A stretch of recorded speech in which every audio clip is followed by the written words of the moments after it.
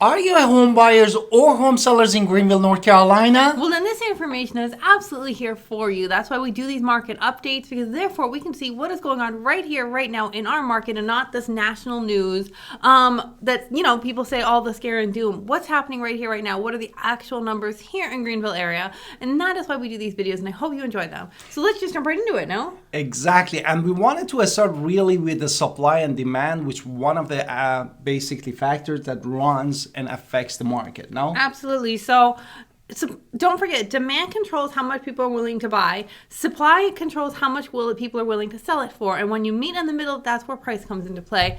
Economics 101. So let's just talk about the supply. So let's start with supply. Active homes. There was 159 active homes in Greenville, North Carolina at the filming of this video in early November. Exactly. And 81 homes went under the contract in October and 71 homes sold, which bring us what to inventory rate? So it's 240 divided by that 70. 240 we got from 159 plus 81 divided by that 71 to recently sold gives us a 3.38 months of supply, which is still a seller's market because anything under 6 months is a seller's market. Exactly. And what was the previous month? And previous month, September, actually was 150 homes actives in the MLS. And what about the others? There was pending was 8, which is under contract, was 88, and then there was 102 recently sold homes, which meant the supply last month was 2.33 months. But if we look at last year, because that kind of gives us a nice broader picture, we see what? And the last year really stands between these two, meaning that we had 156 homes active, 60 homes went under the contract, and 70 homes sold, which brings us to inventory rate of what? 2.73 months. But it's interesting that I saw that because there was less contracts at the filming of that video this year than last year. So that's an interesting little factoid at the filming of this.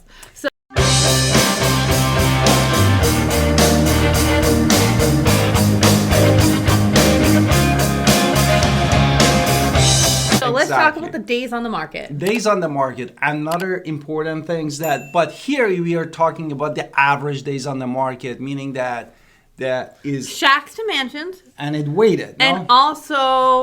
and also new construction. So it's starting at dirt. Exactly. And it can take a year to build. But surprisingly, actually, in October, days on the market was much more shorter of the 30 days. Absolutely. Respect to the previous months of September was 71. Therefore, you see that huge difference. Right. And then you can see from last year, of course, there was still 17. So it is closer to last year's number than this year's number, even though prices are increasing and those interest rates were super high at the filming of the video. And also, I want to briefly mention the absorption rate that also affect the being a seller in the seller market and buyer's market, and how it's basically affect the home prices. And saying that the absorption rate in Greenville in month of October that just finished 1.71, and months before was 1.62. Therefore, absorption rate definitely went up.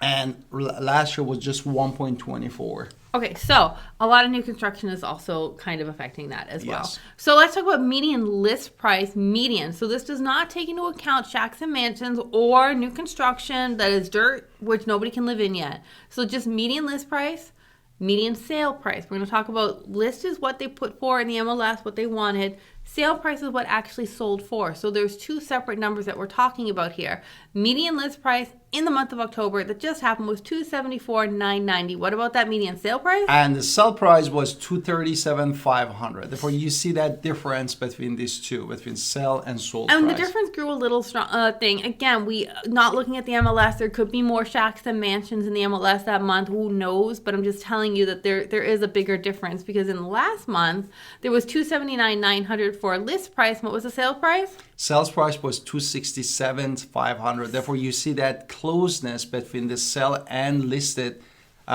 in the months of September, no? Right, and then compared to last year, we see a bigger difference, because last year the median list price was $315,000, which is a 12.7% difference, which means sellers kind of put more expectations down, like at the end of the day.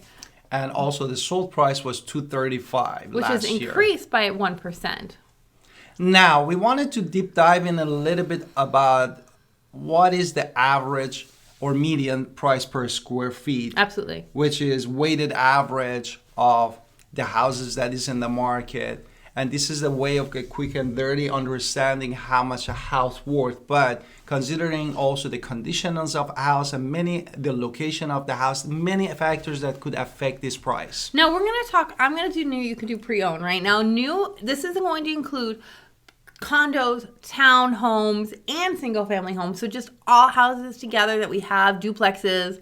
The price per square foot for all of that is $174. What about pre-owned? What about brand new? And the brand new, actually, single brand new? No, townhomes, condos. All brand new, how much is that?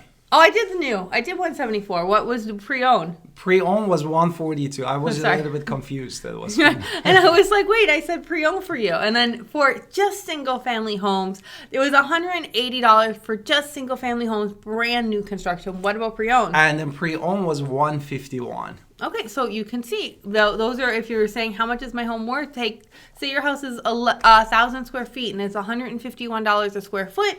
You have 1,000 square foot home. We're talking $151,000. So just rough and dirty. We're not saying that that's exactly what it's going to be. That there's lots of factors to consider, but that's a down and dirty number. And now we wanted to talk about a little bit of the monthly supply for the Greenville, North Carolina. In month of October that just finished, we have 2.5 months of the new construction supply. Whereas you look at previously owned homes, houses someone's already lived in, and that was 0.9 months of supply. Not a lot of supply. What about the previous month before that? A month before that, in September, we had 2 months of supply for the brand new homes. And 0.8 for pre-owned homes, which again, pre-owned is people are living in their houses longer, so they're not selling them as much.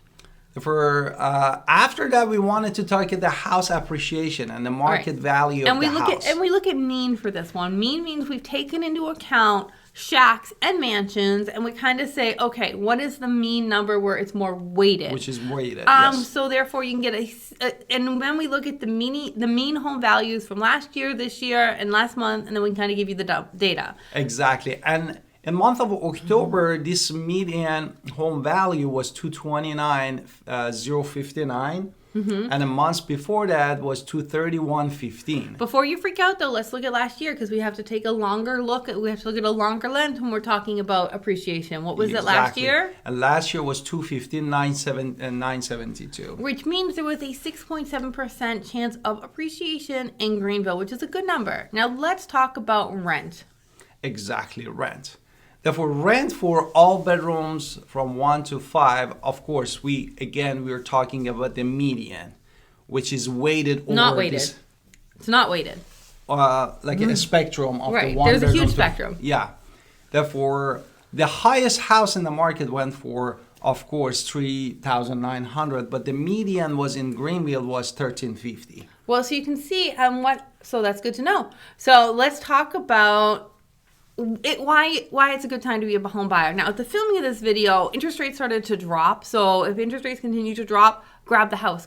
And what was the reason that they dropped? The FOMC meeting in DC, they decided not to raise interest rates anymore. So the market calmed down, which means actually interest rates for homes decreased a little bit. So if you we're waiting for a little downturn into the interest rates, now's a good time.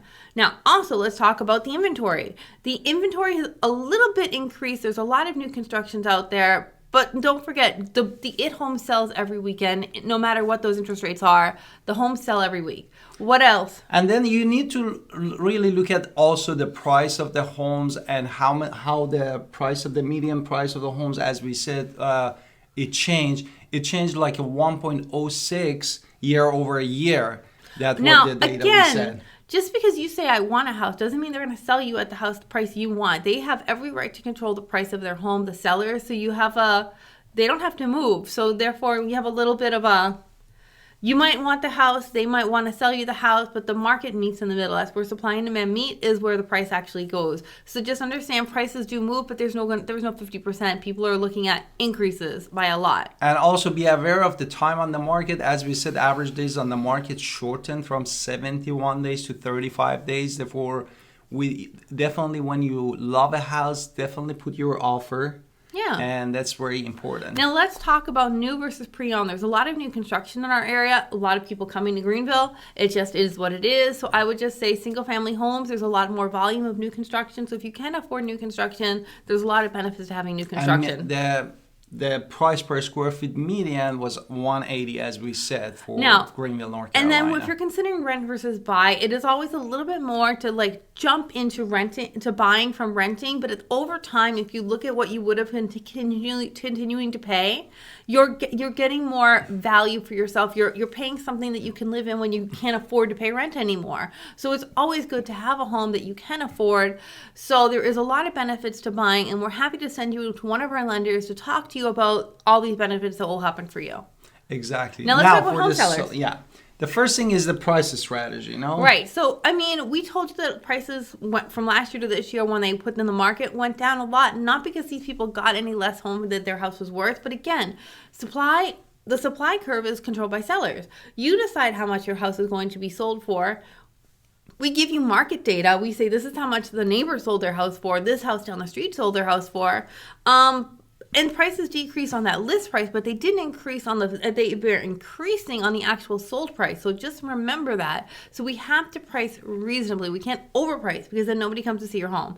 There's a whole strategy. If you overprice your home, less people will see it visually, and therefore they're not gonna want the house because they don't even see the house. And the next thing is emphasizing the property feature. What is basically in the property is so important for the home buyers in the market. Clean your house, make it look beautiful. Make sure that we are making sure this house looks amazing to sell. The better looking it is, the easier it is to sell. Let's be honest.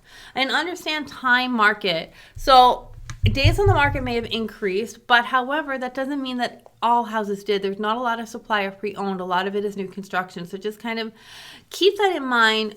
Compare yourself to new construction because we have to have expectations of what your house might sell for, but understand that timing is everything. So if we're going to put the house Thanksgiving, it might be a little bit of a drama, but understand. Exactly. And then definitely looking at the inventory. Do you want to add? No, I want to say that your home value is still increasing 6.7% over year. Exactly. So when you're talking to your real estate agent, us, to talk to you, we should have these numbers in mind of what your home actually is going to sell for so you can walk away with the most amount of money that you can. And don't forget to call us at 252-327-3357 and also subscribe and leave us a comment. We love to hear from you and see you in the next podcast and video.